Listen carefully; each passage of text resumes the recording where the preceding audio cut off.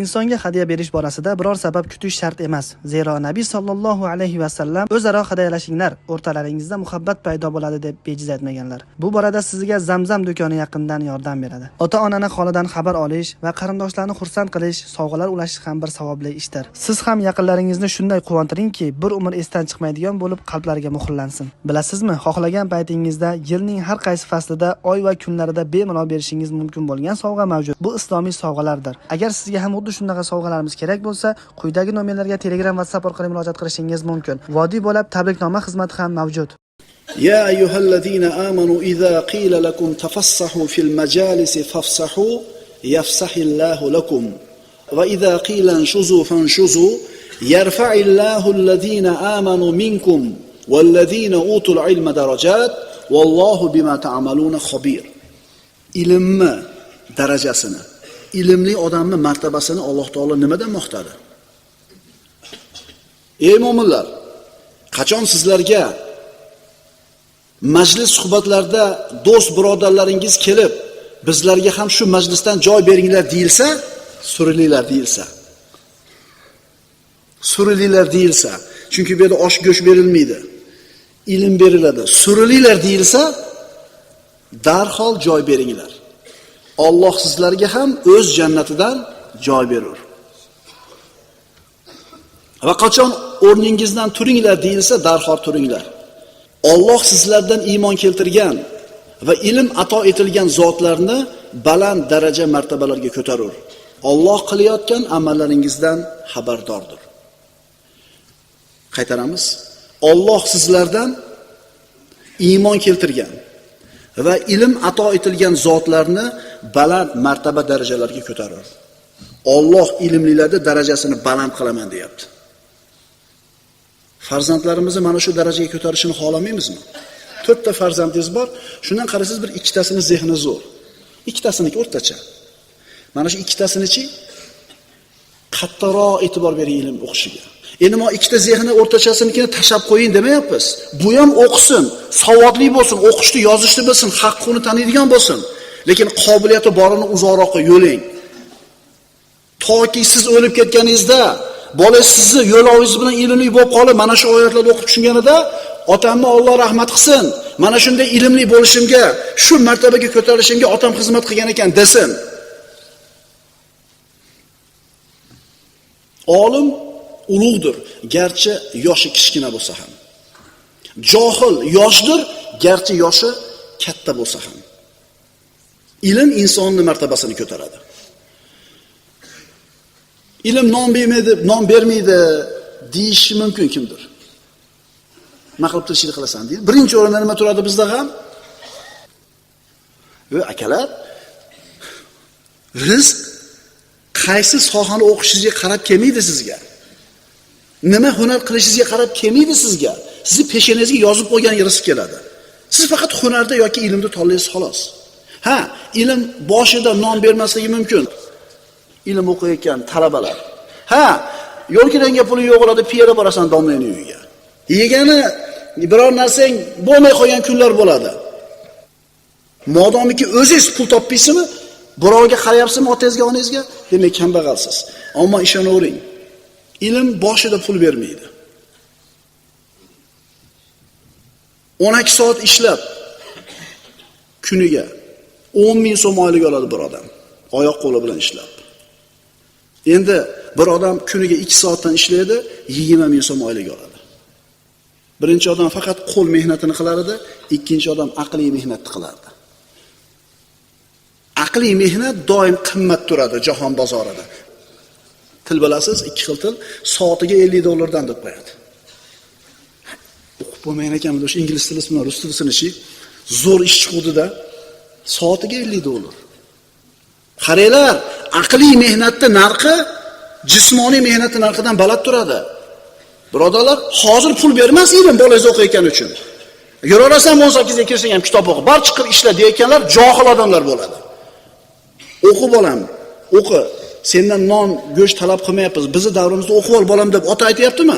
Dunyodagi eng zo'r ota shu. Mana shu ota bolaga berishi mumkin bo'lgan eng zo'r narsani beryapti. Voy, ishonaveringlar, ukalar. Hozirgi zehnlar turmaydi. Bu vintlar to'ladi. Viruslar tushadi, disklar chiziladi. Hozirgidaqa kallalar olmay qo'yadi. Ilm o'qisin bolalarimiz, birodarlar. Ilm o'qisin. Alloh subhanahu va taoloning go'zal ismlaridan, Asmaul Husnodan ikki dars Al-Mu'ti, ato qiluvchi ismida dars qilgan edik. Inshaalloh bugun davom etkazamiz.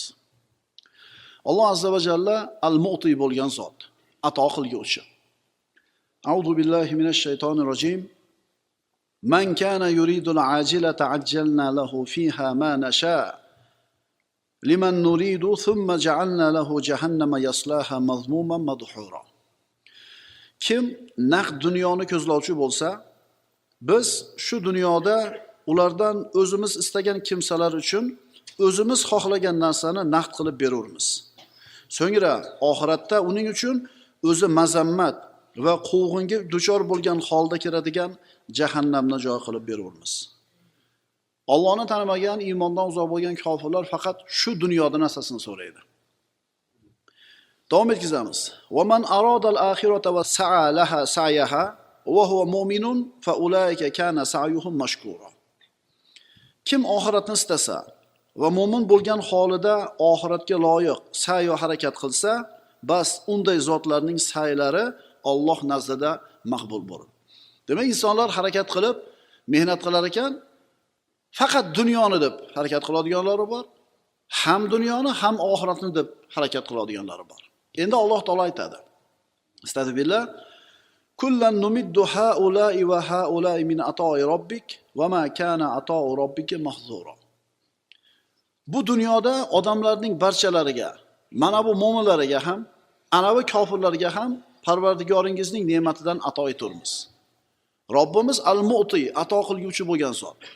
Bu dunyoda mo'minga ham, kofirga ham bu dunyoda ne'matlarni beraveradi. Boylik, sog'lik, quvvat, chiroy, mansab, bu ne'matlar mo'min, kofirlar orasida taqsim qilingan. Bu o'rinda iymonli yoki iymonsiz ekaniga qaralmaydi. Ammo xotirjamlik, saodat, sakinat, rozilik degan ne'matlar bor. Bu faqatgina Alloh taolo o'zining mo'min bandalariga ato qiladigan ne'matlari. Oyatda aytadi Alloh taolo, Parvardigoringizning ne'mati hech kimdan man qilinmas. Hozir aytganimizdek, bu dunyo ne'matlari hammasiga berilaveradi. Inson dunyoga kelar ekan, ixtiyor o'zini qo'lida. Nima ish qiladi, nimani gapiradi. Kimdir o'ziga muzikani ixtiyor qiladi, qo'shiqchi bo'ladi. O'lib ketadi, lekin qo'shiqlari qoladi. Unda yaxshilik aytilganmi, yomonlik aytilganmi? Odamlar orasida mana shu qo'shiqlari Alloh xohlaganicha muddat davom etadi. Yana bir odam Qur'onni tanlaydi. Alloh taqdir qilganicha Qur'on talovati bilan yashaydi. O'sha qiroati yozilib qoladi. Muhammad Siddiq Minshaviy deysizmi? Abdul Bosit, Abdus Samad, Alloh rahmat qilsin u kishilar deysizmi? Qur'onni tanladi, bular ham ixtiyor qilishdi. Mana endi ularning qiroati odamlarning qo'lida, Alloh xohlaganicha doim bo'ladi. Kimisiga orqasidan nima borib turibdi? Bir kishi masjid qurishni ixtiyor qiladi. Yana bir kishi stadion quradi. Bittasi kafe quradi, banlisa quradi, kazino quradi, xullas nimadir quradi. O'tib ketadi, lekin mana shu qurgan narsasidan unga yo savob, yo gunoh borib turadi. Shuning uchun inson o'zini ixtiyorida Allohdan nimani olishlik, nimani so'rab, nimaga harakat qilsa, Al-Mu'ti bo'lgan Robbimiz uni so'raganini beraveradi. Alloh taolay aytibdi: "Kullan numiddu haula'i va haula'i min ata'i robbik va ma kana ata'u robbika mahzura." Mana bu mo'minlarga ham, ana bu kofirlarga ham Parvardigoringizning ne'matidan ato qilurmiz. Parvardigoringizning ne'mati hech kimdan man qilinmas. Qaysi ne'mati? Shu dunyoda beriladigan ne'matlar. Demak, mana shu oyat aqidamizni asli haqida birodarlar. Alloh taolo bizni yaratdi va tanlash imkoniyatini berdi.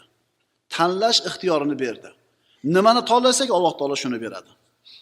Alloh taolo aytibdi-da: "Ey bandam, mendan so'ra, talab qil. Agar dunyoni istasang, olasan. Agar faqat dunyoni istasang, olasan, ammo va malahu fil akhirati min xalaq."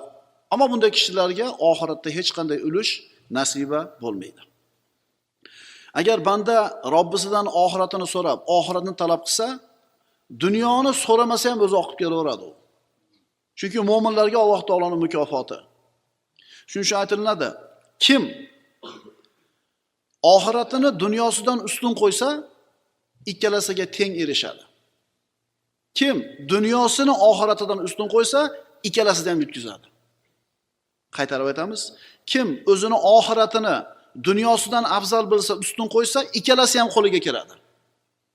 Ammo kim dunyosini oxiratidan ustun qo'yadigan bo'lsa, ikkalasida ham yutqazadi, mag'lubiyatga uchraydi.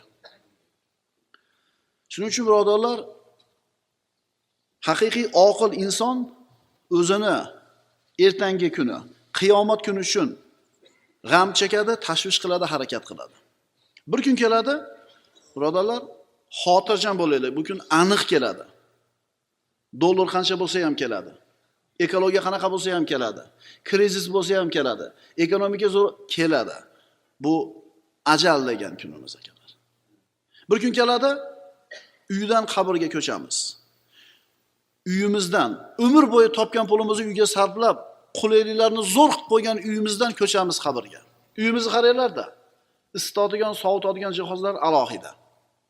Bolalar uchun alohida xona. O'zingiz uchun alohida xona, mehmonxona uchun alohida, hatto mashinangiz uchun alohida joy bor. 50 yil, 60 yil, boring 80 yashaydigan shu dunyodagi umr uyimizni shunday obod qilishga haris bo'lamiz. Qurib, butkizib, zo'r qilib qo'ygandan keyin ketish kerak bo'lib qoladi. Qayerga ko'chamiz? Qabrga. Qabrda biz uchun nima bor? Mana shu qabrni tashvishini qilib yashayotgan, shu qabrini obod qilish g'ami bilan yashayotgan odam haqiqiy oqil inson bo'ladi. Astagfirullah. Qul innal khosirin allazina khasiru anfusahum va ahlihim yawmal qiyamah. Ala zalika huval khusranul mubin. Mana inson dunyoda bir tijorat bilan shug'ullanib inqirozga uchradi. Bizning tilda bankrot bo'ldi. Haligi qarzini uzish uchun mashinasini sotdi, uyini sotdi, ishxonasini sotdi, bori burdini sotdi. Ziyonga kirdi. Hamma yo'qdan ayrildi. Dunyosini boy berdi. Ammo bu dunyosini boy berishlik oxiratni boy berishlik oldida hech narsa emas. 60 yil yasharsan, 80 yil yasharsan, baribir o'lasan bu dunyodan, chiqib ketasan. Oxiratini boy berganlarchi? Haqiqiy ziyonkorlar shular. Robbimiz subhanahu va taolo marhamat qiladi Zumar surasida. Ayting, albatta ziyonkorlar kim? Kimi Alloh taolo ziyonkor deyapti? Qiyomat kuni o'zlariga ham, ahli oilalariga ham ziyon qilguvchi kimsalardir. Iymondan, e'tiqoddan uzoq bo'lib, o'ziga ham zulm qilgan edi. Endi mana shu fe'li bilan oilasiga ham zulm qilgan edi. Ogoh bo'lingiz kim? Ana shugina ochiq ziyonkorlikdir. Robbimiz subhanahu va taolo al-Muti ato qiluvchi bo'lgan zot. Ya ibn Adam deydi Alloh taolo hadis qudusida. Anfiq unfiq alayk. Infoq qil Alloh yo'lida, yetim yesirlarga, bechoralarga, masjid madrasalarga men ham senga infoq qilaman deydi. Infoq qil, keyin infoq qilaman senga deydi. Robbimiz subhanahu va taolo al-Muti ato qilguvchi bo'lgan zot. Ato qilish va man qilishdagi tavhidning ma'nosi. Agar Alloh bir narsani bersa, hech kim uni man qila olmaydi. To'g'rimi? Agar Alloh man qilsa, uni hech kim bera olmaydi. Tavhid Alloh taoloning yakkaligi bo'lsa, mana shu beruvchi ham, oluvchi ham Alloh taoloning o'zi degan e'tiqodimiz zo'r bo'lsa, demak tavhidimiz ham zo'r, iymonimiz ham zo'r.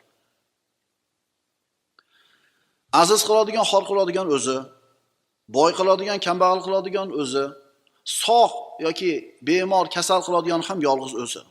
Shuning uchun birodarlar, ilmning oxiri tavhid, amalning oxiri taqvo. Gohida bergani olib qo'ygani bo'ladi. Gohida olib qo'ygani, man qilgani, bergani bo'ladi. Tushunarlimi? Biz faqat berganini bergan, olib qo'ygani olib qo'ygan deb bilamiz. Ammo gohida berib turib olib qo'yar ekan Robbimiz. Gohida olib qo'yib turib berib qo'yar ekan. Va asbagha alaykum ni'amahu zohiratan va batina. Robbimiz aytadi va sizlarga barcha zohiriy va botiniy ne'matlarni komil qilib berdi. Mana musibat, mahrum bo'lish, mashaqqat, qarz, kambag'allik. Bular birodarlar botiniy ne'matlar ichiga kiradi. Botiniy ne'matlar ichiga kiradi. Robbimiz subhanahu va taolo siz bilan bizga aytayaptiki, astagfirullah, ma yaf'alullohu bi'azabikum in shakartum va amantum. Ey bandalar, agar sizlar shukr keltirib, iymon keltirsanglar, nima qiladi Alloh sizlarni azoblab? Agar sizlar shukr keltirib, iymon keltirsanglar, nima uchun Alloh sizlarni azoblasin? Alloh azoblayaptimi?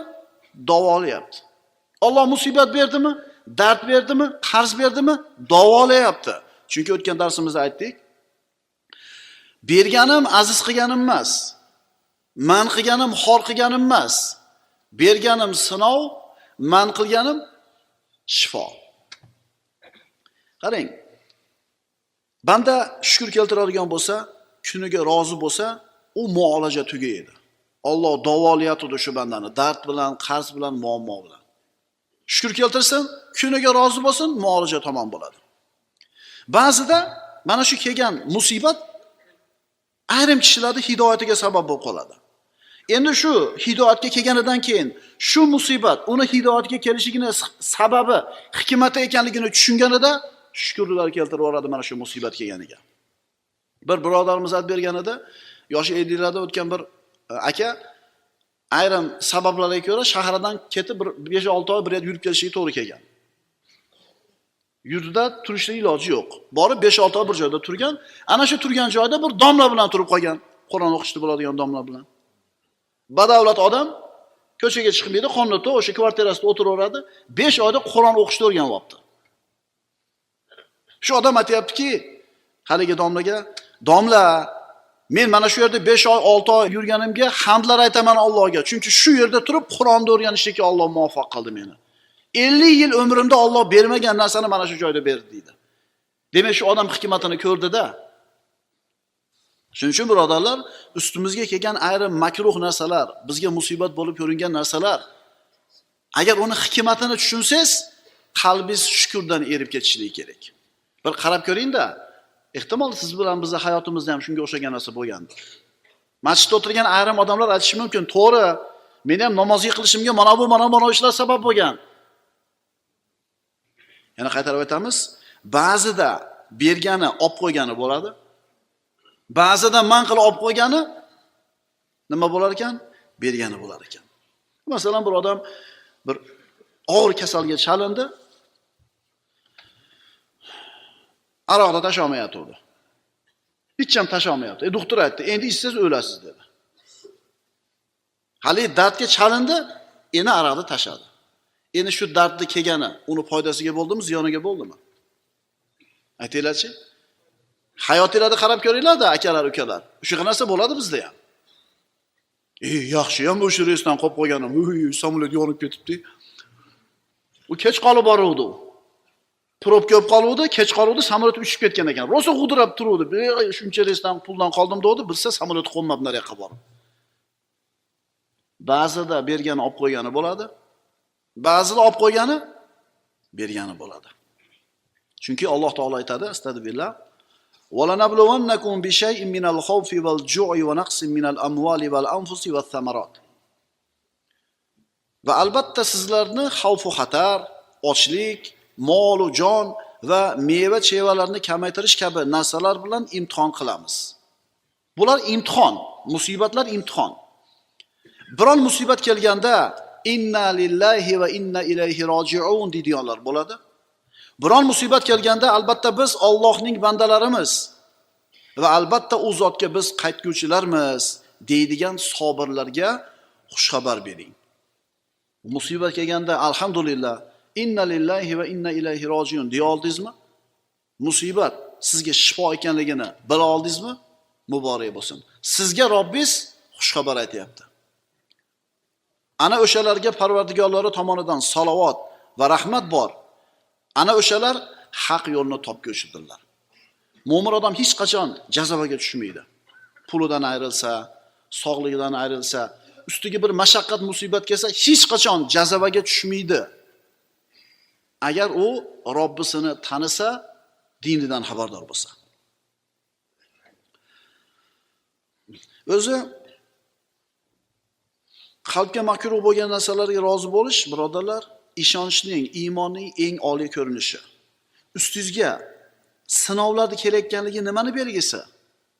Hali Robbingiz sizni o'zingiz holingizga tashab qo'ymabdi. Robbingiz sizni davolayapti ekan, shifo beryapti ekan. Tushunaligan? Palonchini ko'rmaysanmi? Hamma harom ish qiladi. Bironta bir ibodat qilmaydi, hamma yo'g'i 5. Aytayot bo'linglar, uni Alloh o'zining holiga tashab qo'yibdi. Qancha baland ko'tarilsa, shuncha qattiq tushadi yerga. Endi sizdan bitta xato bo'lsa, birpasda musibat kelyapti.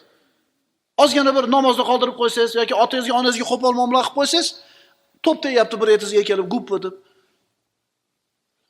O'tgan darsda aytdik-a, foiz tortishib qoldimi? Foiz qaltirab qoldimi? Teringizni cho'p shirib yordimi? Rasululloh aytibdilar, bu qilgan ishinglar tufayli yetadi, deyapti. Innal insana xuliqa halu'a. Iza massahu ash-sharru jazu'a va iza massahu al-khayru manu'a illa al-musallin. Dar haqiqat inson betoqat qilib yaratilgandir. Qachon unga yomonlik yetib qolsa, o'ta besabrlik qilguvchidir. Qachon unga yaxshilik yetsa, o'ta man qilguvchi baxildir. Faqat namoz o'quvchilar, namoz o'qiguvchi zotlar unda emas. Musulmon odam, namozxon odam hech qachon jazobaga tushmaydi. Anbiyolarning sifati ato qilish. Chunki Robbimiz al-Muti, ato qiluvchi zot. Mo'minlarning sifati ato qilish. Chunki bu Robbimiz subhanahu va taoloning sifati. Agar siz bilan biz Robbimizning al-Muti ekanligini bilsak, bizga mana shu ilohiy komillikdan bir ulush kelish kerak. Nasib olishimiz kerak. Robbimiz berishni yaxshi ko'rar ekanmi? Demak, berishga harakat qilishimiz kerak. Bu yerda muhim emas berayotgan narsangiz qanchaligi. Muhimi berayotganingiz. 1 dinar 1000 dinardan o'zib ketdi. Savobda. Chunki bu bor yo'g'i 1 dinar edi cho'ntagidagi. 1000 dinar million dinardan 1000 bergan edi. Shuning uchun muhimi qancha emas, muhimi berganligingiz. Fa amma man a'ta wattaqa va saddaqa bil husna. Ana endi kim o'zining moli dunyosidan ato etsa va go'zal oqibat jannatni tasdiq etsa. Payg'ambarlar bergan. Payg'ambarlar bergan. O'shuning uchun odamlarning qalblarini ular egallagan. Podshohlar, mansabdorlar, quvvat egalari olgan, bermagan. Ular faqat olgan. Shuning uchun odamlarda bo'yinlariga ega bo'lgan ular, ammo qalblariga emas. Alloh azza va jallaning Ash-Shakir ismi haqida dars o'tganimizda bir ajib narsa kelgan edi. Alloh taolo shokir zot, ya'ni shukr keltiradi. Bandadan biron bir savob ish sodir bo'lsa, Alloh mukofotlaydi albatta. Ko'rmaysizmi? Payg'ambarimiz xabar berganlar, bir bag'iy ayol, fohisha ayol chanqab turgan itga kavshiga suv quyib, tutib, sug'orib qo'ydi chanqog'ini. Alloh taolo shukr keltirdi, gunohlarni kechirib yubordi. Itga qilgan yaxshiligiga. Hali siz musulmonga qilasiz yaxshiligingizni, masjidga qilasiz yaxshiligingizni, yetim esirlarga, bechora kambag'allarga qilasiz yaxshiligingizni. Buni Alloh taolo mukofotlamay qo'yadimi? Qaytarib aytaman. Fohishalikni kasb qilgan bag'iy ayol qo'yga emas, sigirga emas, itga suv ichirib qo'ygani uchun Alloh rozi bo'ldi shu qilgan ishidan, gunohlarni kechirib yubordi. Qilingan har bitta solih amal o'zining haqiqatida Alloh taoloning zimmasiga qarz bo'lib yoziladi. Allohni qarzdor qilib qo'ygan bo'ladi banda. Alloh to'lamaydigan zotmi, birodarlar? Alloh taolo biriga 10, 700 xohlasa undan ham ko'paytirib qaytarib beradigan zot. Farzandlarimizni mana shu narsa ustida tarbiya qilaylik. Bolam, qo'lingdan kelgan yaxshilikni qil. Puling bo'lsa pulingni ber. Bo'lmasa xizmat qil, bo'lmasa shirin suxan bo'l. Mahluqotlarga yaxshilik qilgin. Alloh tomonidan albatta senga xayriyat keladi deb singdiringlar. Palonchi hoji aka mon olib borib ber dedi. Bo'lmaydi, vaqtim yo'q dedim, desa boplabsan deydi. Otasiga kelib olsa boplabsan, o'zi mana qavu deydi. Palonchi mana dedi, ana dedim. Boplabsan, o'zi mana odamida. Shu ota buzyapti bolasini. Ularga boshiga bir urib turib, sen katta odamga gap qaytardingmi? Senga bir ish tushib tursa, qo'lingdan kelib turib qilmadingmi? Deyishtoniga nima qiladi? Va tushuninglar, yildan yilga pokoleniyamiz aynib ketyapti. Ko'p aytaman bu gapimni. Shu sizlar aytyapsizlar otalar uyda. Sizlar tarbiya bermayapsizlar, o'zini holga tashlab qo'yapsizlar. Qadagi lujalardan, botqoqlardan suv ichib o'sib qolyapti bolalar. Uyda shu qalbini tarbiyalaydigan narsani beringlar, pokiza suvni beringlar, pokiza inson bo'lsin. Endi katta bo'lganda o'ziga ham gap qaytarib, sizni ham bir xor qilib turgan paytda mukofot muborak bo'lsin. Chunki Alloh taolo ad-dayyan bo'lgan zot, inshaalloh keyingi darsimiz mavzusi. Ad-dayyan degani mukofotlovchi, jazolovchi degani. Maliki yawmiddin. Man zallazi yuqridulloha qardan hasana fayudaifahu lahu adafan kathira. Mana hozirgi bersang Alloh ko'paytirib beradi, yaxshilik qilsang Alloh mukofotlaydi degan so'zimizni isboti. Robbimiz subhanahu va taolo marhamat qiladi. Allohga qarzi hasana beradigan kim borki, Alloh unga bir necha barobar qilib qaytarsa. Qarzi hasana degani ixtiyoriy qarz degani. Masalan, qurbonlik u boyning yelkasidagi vojib bo'lgan sadaqa. Zakot boylar yelkasidagi vojib bo'lgan sadaqa. Endi undan tashqari qilgan ihsoningiz qarzi hasana bo'ladi. Ixtiyoriy sadaqangiz. Kim Alloh taologa qarzi hasana beradigan bo'lsa, Alloh unga bir necha barobar qilib qaytarsa. Holbuki rizqingizni tor va keng qiladigan Allohdir va unga qaytarilajaksiz. Ber, olasan deyapti Alloh taolo. Ber, olasan deyapti. Shuning uchun bermayotgan paytimizda faqat o'zimizdan qizg'anyapmiz xolos. Shuni tushunaylik birodarlar. Olib qoldim, o'zimga qoldi deb o'ylayapmiz. Qolgani yo'q. Bunga javob berasiz. Ammo bersiz bu o'zingizga edi. Man qilish aslida al-Hakim bo'lgan Robbimizning, al-Mu'ti bo'lgan Robbimizning ato qilishi. Hozir aytdik. Agar shu man qilinishdagi hikmat sizga ayon bo'lsa, shu man qilishlik aslida ato qilishlikka aylanadi. Boyaga odam aytdik. 5 oy, 6 oy yurtidan musofirchilikda majbur yurdi, keyin hikmatini ko'rdi. Hikmatini ko'rdi, Qur'onga tushib oldi. Agar bu yerda yursa tusha olmas edi. Ishonavering. Va ma asobakum min musibatin fabima kasabat aydikum va yafu an kathir. Hozir aytdik, agar banda man qilinishligini hikmatini tushunsa, shu man qilinishlik ato qilinishlikka aylanadi. Alloh azza va jalla aytadi: "Ey insonlar, sizlarga ne bir musibat yetsa, bas o'z qo'llaringiz qilgan narsa gunoh sabablidir." Gunoh qiluvdingiz, bir narsangizga Alloh taolo musibat yetkazdi. Gunohingiz yuvib qo'ydi. Demak, o'sha yetgan musibat sizga foyda bo'ldi. Agar hikmatini anglasangiz, hikmatini tushunsangiz. Innalloha la yahmi safiyahu minad dunya kama yahmi ahadukum maridahu minat ta'am dedilar Rasululloh sallallohu alayhi vasallam. Bolasi kasal bo'ldi. Doktorga olib bordi, asal yemasin dedi. Qiyom yemasin dedi. Qo'yingki shirin narsa yemasin dedi. Endi haligi ota bolasini uyga olib keldi, uyda shu narsalar bor. Bola yeyman deyapti. Ota man qilyapti. Man qilishi yomon ko'rganidanmi, yaxshi ko'rganidanmi?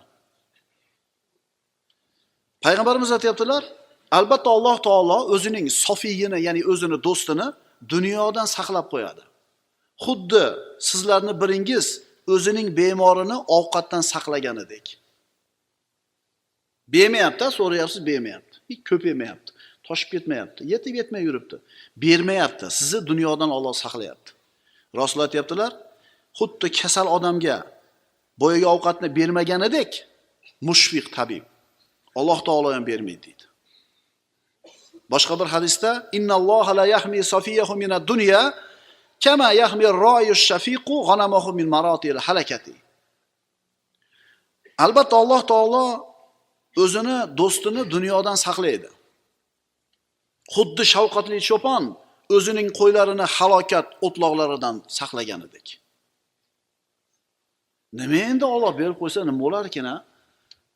Axir Alloh taoloning mulki kamaymaydi deb aytayapti domlalar. Alloh taolo beraman desa u mashina jo'natmaydi. Alloh bo'l deydi, bo'ladi. Nimaga shuni aytmayapti-kina? Halol yesak, 5 mahal namoz o'qisak, biroda haqqini yemasak, nimaga bermayapti-kina? Shu savol kallaga keladi. Onalarni qara deydi. Onalar qanaqa? G'ir teskarisi, lekin beryapti, qara. Nimaga bermayapti-kin? Keladimi shu savol kallalarga? Demak, bemorga ovqatni bermayotgan paytda ota-ona farzandiga uni yomon ko'rgandan bermay qo'yayotgani yo'q, balki uni yaxshi ko'rganidan. Ehtimol qo'lingizga shu dunyoni bersa, tug'yonga ketib qolarsiz. Ehtimol kibrga ketarsiz. Alloh saqlasin, ehtimol kufrga ketarsiz. Agar sen banda Allohning inoyatida ekaningga, rioyasida, hikmatida ekaningga iymon keltirsang va senga yuborilgan sinovlar muhabbatning, hikmatning, xayriyatning ayni o'zi ekaniga ishonsang, Robbingdan rozi bo'lasan. Bir kishi Ka'bani tavof qilar ekan Imom Shofiy zamonlarida duo qiladi: "Ey Robbim, mendan rozimisan?" Imom Shofiy orqadan eshitib turib: "Ey falonchi, Alloh sendan rozi bo'lish uchun sen ham undan rozimisan?" deb so'radi. U kishi: "Kimsiz siz?" dedi. "Muhammad ibn Idrisman" dedi Imom Shofiy. U kishi: "Men Allohning rozi bo'lishidan umidim bor. Endi qanday qilib undan rozi bo'laman? Alloh mendan rozi bo'lsin deyapman. Uni roziligini umiddaman. Meni rozi bo'lishim qanday bo'ladi?" deb so'radi. Imom Shofiy javob berdi: "Agar kelgan ne'matga xursand bo'lganingdek, kelgan musibatga ham xursand bo'layotgan bo'lsang, demak Robbingdan rozisan. Ne'mat, xursandchilik kelganda alhamdulillah deb xursand bo'lganmisan? Endi musibat kelganda ham alhamdulillah deb xursand bo'layotgan bo'lsang, demak sen Allohdan rozisan, Alloh ham sendan rozi. Dalil: radhiyallohu anhum va radu anhu. Ular Allohdan rozi bo'lishdi. Ular sahoba ikromlar haqidagi oyat bu. Allohning bergan har bitta kuniga rozi bo'lishdi, Alloh ham ulardan rozi bo'ldi.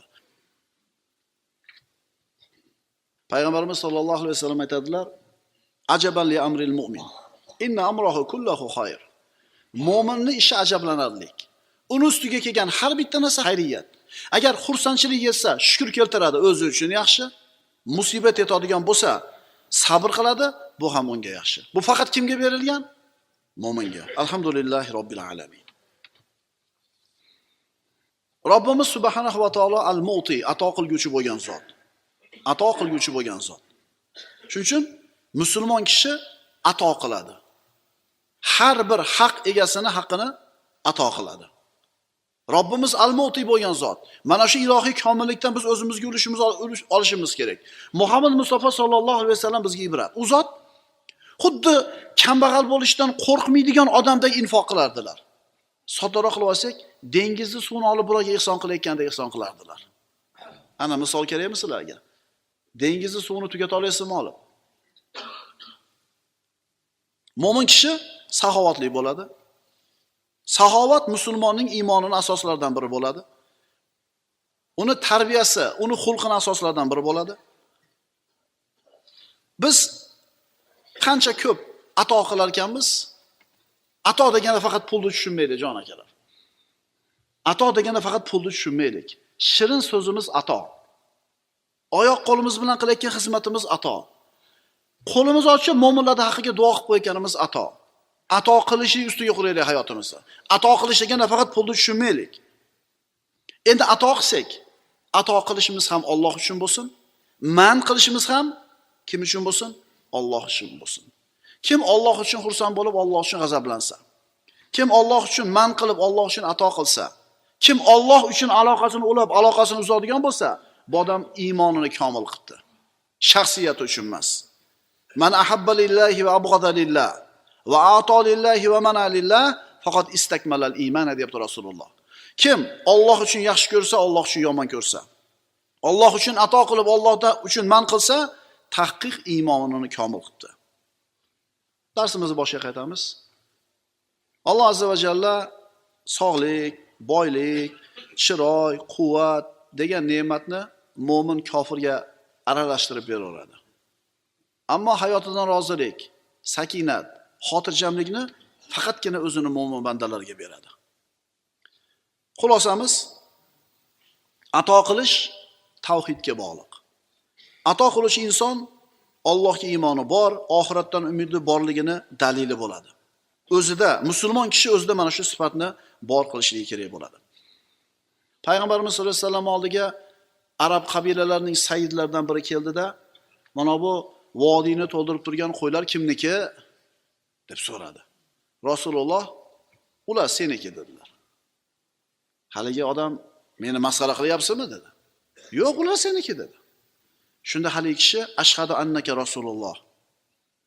Sizni Allohning rasuli ekanligingizga guvohlik beraman. Chunki siz kambag'allikdan qo'rqmaydigan odamdek ihson qilyapsiz dedilar. Biz infoq qilayotgan paytimizda, molda infoq qilyapmiz degan bo'lsak, albatta ertangi kunda hisobini olamiz. O'zimgachi, ertagachi. Akalar, ertaga ham Alloh bor. Bugun ham Alloh bor, indinga ham Alloh bor. Tirikmizmi? Demak, rizqimiz bor. Agar rizqimiz tugagan bo'lsa, tirik bo'lmaymiz. Rizq Allohning qo'lida. Biz hozir aytganimizdek, infoq qilish faqat boylarning ishi, ato qilish faqat boylar, badavlatlarning ishi deymiz, bu noto'g'ri. Abu Bakr Siddiq badavlat sahoba bo'lgan. Abdurrahmon ibn Avf boy sahoba bo'lgan. Usmon ibn Affon badavlat sahoba bo'lgan. Bular infoq qilishi tushunarli. Ammo Bilol roziyallohu anhuning nimasi bor edi? U keyin boy bo'lib ketdi ular. Payg'ambarimiz vafatdan keyin boy bo'lib ketdi. Lekin Bilol roziyallohu anhuning nimasi bor edi? Qul edi. Usti boshidan boshqa hech narsasi yo'q. Shu sahobasiga Rasululloh aytibdilar: "Anfiq ya Bilal va la takhsha min zil arshi iqlalan." Ey Bilol, infoq qiling. Arsh egasi kamaytirib qo'yishdan qo'rqmang dedilar. Nimasi bor Bilol roziyallohu anhuning? Infoq qil deganda faqat boylarning ishi emas ekan, birodarlar. Ato qil deganda faqat pul emas ekan. Bizdan nima xayriyat bo'lsa odamlarga haloyiqqa beradigan bo'lsak, mana shuni hammasi ato bo'ladi, mana shuni hammasi infoq bo'ladi. Dardga chalinib qolgandan keyin inson tabib yuguradi. Dorini qoplab olib kelib ishlatadi. Agar ta'bir joiz bo'lsa. Falon joyda mo dardga shifo topilyapti ekan desa, har qancha pulni sarflab boradi, kasal bo'lganidan keyin. Ammo bir ish bor edi, shuni qilsa shu kasal umuman yetmasa deylar. Rasululloh aytadilar, Imom Bayhaqiydan bu hadis, Imom Bayhaqiydan Anas roziyallohu anhu rivoyati. Hozir bilasizlarmi? Odamlarda asosiy g'ami shifo bo'lib qolgan. Sog'lik bo'lib qolgan. O'zi doim ham shunaqa-yu. Bizni zamonimizga kelib kuchayib ketdi. Qadamingizda apteka. Qadamingizda chaslik banisa. Hammasi qishin yozin to'ldir. Yaxshi. Chunki Alloh taolo dard bersa, banda shifo istashligi ham o'zi ibodat. Lekin shu dard yetmasdan avval qilinadigan ishlar bor-da. Rasululloh aytadilar: "Bakiru bis sadaqati fa innal balaa la yatahatta sadaqa." Sadaqani tezlashtiringlar, sadaqani shoshiltiringlar, zero balo sadaqadan o'zib keta olmaydi. Balo deganda musibatni ham ayting, qarzni ham ayting, dardni ham ayting. Boshqa hadisda aytadilar Rasululloh: "Davu mardokum bis sadaqa." Davu mardokum bis sadaqa. Bemorlaringlarni, kasallaringlarni sadaqa bilan davolanglar dedilar. Qani kasal bo'lgandan keyin ham sadaqa qil. Kasal bo'lmay turib ham, balo kelmay turib ham nima qil? Yana qaytarib aytaman, infoq qilsak, ato qilsak faqat o'zimiz uchun qilamiz. Man qilsak faqat o'zimizdan man qilamiz. Keyin yuramiz ekan, yillab rejim ushlab, yillab mashaqqat chekib dori olib. Birodarlar, Robbimiz al-Mu'ti, ato qiluvchi bo'lgan zot. Ato qilganda yaxshi ko'radi. Ato qiling, infoq qiling, musibat ham, dard ham, kasal ham o'zib ketmas ekan bu narsada. Sadaqa bilan Alloh taoloning roziligiga erishiladi. Bu musulmonlarda bor bo'lgan tajriba. Biror narsani Robbingdan so'rasang banda, mana shu xohishingga yetish uchun bir sadaqani muqaddam qil. To'g'ri niyat bilan. Shunda Robbing sendan rozi bo'ladi va seni talabingni ato qiladi. Anfiq. Ya ibn Adam, anfiq unfiq alayk. Ey odam bolasi, infoq qil, men ham infoq qilaman. Ikki xil bo'ladi odam, bor yo'q. O'zini turli millat, elat vakillari bo'lishi bilan, rangi har xil bo'lishi bilan, yashagan zamonini, vatanini har xil bo'lishligi bilan bor yo'g'i ikkiga bo'linadi. Allohni tanib, uni manhajini mahkam tutgan, hayotini ato qilish ustiga qurgan va shu bilan o'zini saodatga olib kelgan mo'min kishilar. Ikkinchisi, Allohdan g'ofil bo'lib, uning manhajini tanimay, maxluqotlarga yomonlik qilgan va shu bilan o'zini dunyoda ham oxiratda ham baxtsiz qilgan kishilar. Ikki xil bo'ladi odam bor yo'q. Vallayli iza yaghsha wan nahari iza tajalla wa ma khalaqa az-zakara wal unsa inna sa'yakum lashatta fa amma man a'ta wattaqa va saddaqa bil husna fasanuyassiruhu lil yusra. Borliqni o'z zulmati bilan o'rab kelayotgan kechaga qasam. Yorishib ko'ringan kunduzga qasam. Erkak va ayolni yaratgan zotga qasamki, shak shubhasiz sizlarning sa'y va harakatlaringiz xilma-xildir. Ana endi kim o'z moli davlatidagi kambag'al bechoralarga berilishi lozim bo'lgan zakot va boshqa sadoqatlarni ato etsa va Allohdan qo'rqsa, hamda go'zal oqibatni, ya'ni jannatni bor ekanini tasdiq etsa, mukofot qanday bo'ladi? Bas biz uni oson yo'lga muyassar qilamiz. Ana endi kim Alloh yo'lida xayr saxovat ko'rsatishdan baxillik qilsa va o'zini Allohning huzuridagi ajr mukofotlardan behojat bilsa, hamda go'zal oqibatni, jannatni yolg'on desa, buni ilohiy mukofot qanday bo'ladi? Bas biz uni dunyo va oxiratda baxtsiz bo'ladigan og'ir yo'lga muyassar qilamiz va do'zaxda u halok bo'lgan vaqtida moli dunyosi unga asqotmas. Robbimiz subhanahu va taolo al-Mu'ti bo'lgan zot, siz bilan biz mana shu Alloh taoloning shu go'zal sifatdan o'zimizga urish olaylik va hayotimizni ato qilishlik ustiga quraylik. Aqulu qawli hada va astagfirullah. Insonga hadya berish borasida biror sabab kutish shart emas. Zero Nabiy sallallohu alayhi va sallam o'zaro hadyalashinglar, o'rtalaringizda muhabbat paydo bo'ladi deb bejiz aytmaganlar. Bu borada sizga Zamzam do'koni yaqindan yordam beradi. Ota-onani holidan xabar olish va qarindoshlarni xursand qilish, sovg'alar ulashish ham bir savobli ishdir. Siz ham yaqinlaringizni shunday quvontiringki, bir umr esdan chiqmaydigan bo'lib qalblariga muhrlansin. Bilasizmi, xohlagan paytingizda yilning har qaysi faslida, oy va kunlarida bemalol berishingiz mumkin bo'lgan sovg'a mavjud. Bu islomiy sovg'alardir. Agar sizga ham xuddi shunaqa sovg'alarimiz kerak bo'lsa, quyidagi nomerlarga Telegram, WhatsApp orqali murojaat qilishingiz mumkin. Vodiy bo'lib tabriknoma xizmati ham mavjud.